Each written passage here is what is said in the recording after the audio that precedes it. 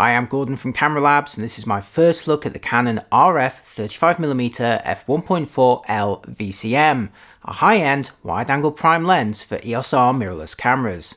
I tried out a final production model, and in this video I'll show you what's new, along with sharing some of my first test shots and comparisons, especially against the older EF 35 1.4L and RF 35 1.8 STM.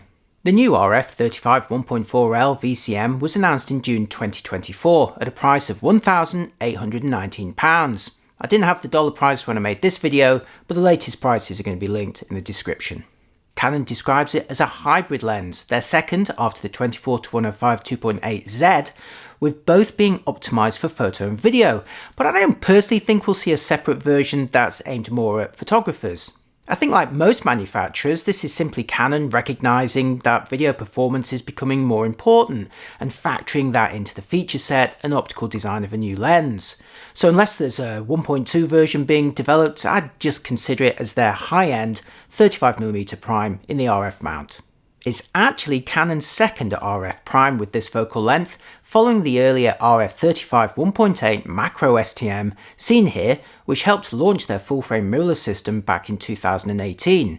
The RF 35 1.8 STM remains one of the smallest and lightest full-frame RF lenses in the system, but it's aimed at a much lower price point, roughly $500 or pounds, making it around 1/3 the price of this new L version, and weighs 305 grams. A closer match is of course the older EF 35mm 1.4L2, which you can see here adapted to the R6 II. This highly respected lens from 2015 was priced at around $2,000 or pounds prior to the launch of this new RF version, so it'll be interesting to see how those prices vary now. But as an almost 10-year-old lens, you can find plenty on the used market for around $1,200 or pounds. And of course, if you are thinking of adapting an older EF lens to a mirrorless camera, you could also consider third-party alternatives, like, say, one of Sigma's art models. With the new RF 35 1.4L on the left, and the old EF 35 1.4L on the right, you can see they're in a roughly similar ballpark in terms of size, although the RF version is a tad smaller, 3mm narrower and 7mm shorter. Pick them up though and you'll notice a more significant difference in terms of weight, with the new model working out around 200 grams lighter. But of course that's for the bare lenses alone. If you intend to mount the EF version on a mirrorless body, you're going to need to add an adapter, with the most basic Canon version adding 24mm to the overall length and 110 gram to the weight. This now makes the EF lens 31mm longer than the RF version and just over 50% heavier. That's quite a difference now. In terms of controls, the RF 35 1.4L starts with an aperture ring running between f1.4 and f16, and it's permanently declicked for smooth operation. It's interesting to remember that Canon doesn't traditionally equip its new lenses with aperture rings, but it did add one to the RF 24-105 2.8Z in order to appeal to videographers, so as their second hybrid lens, there's another one here. But unlike Sony and Sigma though, you may be wondering why there isn't a switch to make this aperture ring clickable again. But like Canon's 24-105Z lens, it sadly can't be used for photo modes, so Canon decided to keep it smooth only. Instead, photographers are expected to set this ring to the lockable A position and just use one of their bodies dials to control it, like any of their other lenses. I think this is a shame, as I'd certainly like to use the aperture ring for photos with an option to click or declick as preferred. What would you like? Sandwiched between the aperture and focusing ring are the iris lock switch, a customizable focus hold button, and an autofocus or manual focus switch. Next comes the free spinning motor assisted manual focusing ring, which like all L lenses is silky smooth to turn. Compare it for a moment with the older EF version, which not only is at the end of the barrel, but coupled to a focus distance window at the top of the lens. Meanwhile, the cheaper RF 35 1.8 STM has a much narrower and less smooth manual focusing ring. It's nowhere near as nice to use as those L lenses. Returning to the RF 35 1.4L, and at the end of the barrel there's a customizable and clicky control ring. The 35 1.8 STM also has a similar control ring, but of course the EF version does not. In terms of filters, the RF 35 1.4L has a 67mm thread versus 72mm on the EF lens, and just 52mm on the 1.8 STM version. As you'd expect for L lenses, both the new RF and old EF 1.4L models are weather sealed with rubber grommets at their mounts, whereas the 1.8 STM is not weather sealed. Moving on to focusing, these three 35s all use different types of motors. The old EF used USM only, the budget RF uses STM, while the new RF 1.4L becomes Canon's first lens to use a voice coil motor, hence VCM in the title.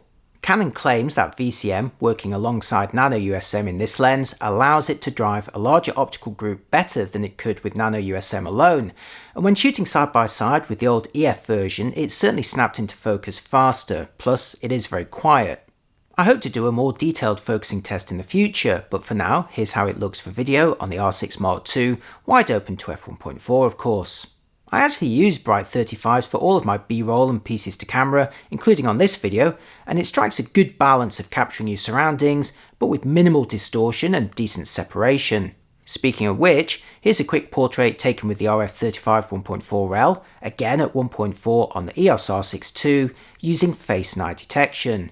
When viewing the whole frame, you can see the potential for background blur, while taking a closer look reveals a tremendous amount of sharp detail around my eyes, and a nice soft fall off to my ears and beyond. Moving on to a more distant test, here's the RF 35 1.4L at f1.4 again on the R6 II. No need to angle this shot as there's already details in the corners. But let's take a closer look in the middle first, where at f1.4 the details look crisp right out of the gate. Closing the aperture to f2 brings a minor boost in contrast, but I'd certainly be happy shooting this lens wide open. Let's return to the 1.4 sample and now compare it to the older EF 35 1.4L2 on the right, again at 1.4. Side by side, you can see that while the older lens is certainly very good, it is not as crisp as the newer lens when both are wide open. In fact, I had to close the EF lens to f2.8 to better match the two. Let's now swap the EF lens out for the cheaper RF 1.8 STM on the right, here at 1.8. Again, when pixel peeping in the middle, the new RF 1.4L on the left is delivering crisper details out of the gate, and I'd say you'd need to close the STM lens to around f4 to come close to the results, and even then it's lacking the ultimate detail and contrast.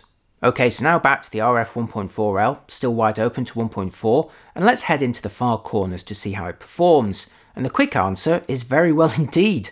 If you're really pixel peeping, you may notice a fractional reduction in sharpness, but it's really minimal here, and there's just very slight darkening in the corners due to vignetting.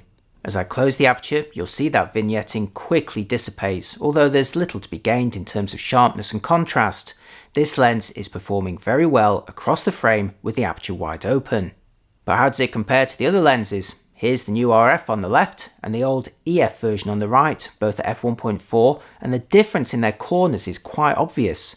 The older EF lens is failing to deliver the same sharp details in the far corner when wide open, and closing it to f2 doesn't make that much difference. At f2.8 the quality has greatly improved, but I'd say you're looking at closing it one stop further to around f4 in order to roughly match the new RF version when that lens is wide open. Next, let's swap the old EF lens on the right for the budget 1.8 STM model, and you'll notice a different portion of the subject here, as this lens actually captures a slightly narrower field of view than the 2L lenses. But I'm still showing the same portion of the actual frame itself in order to make a direct comparison of quality. Here the difference is unsurprisingly even greater, with not just more softness but some chromatic aberrations too. Closing the aperture sees these colour artifacts mostly gone by f2.8, while the corner sharpness becomes roughly matched from f4. Note the contrast looks a little higher here, but the weather conditions were changing.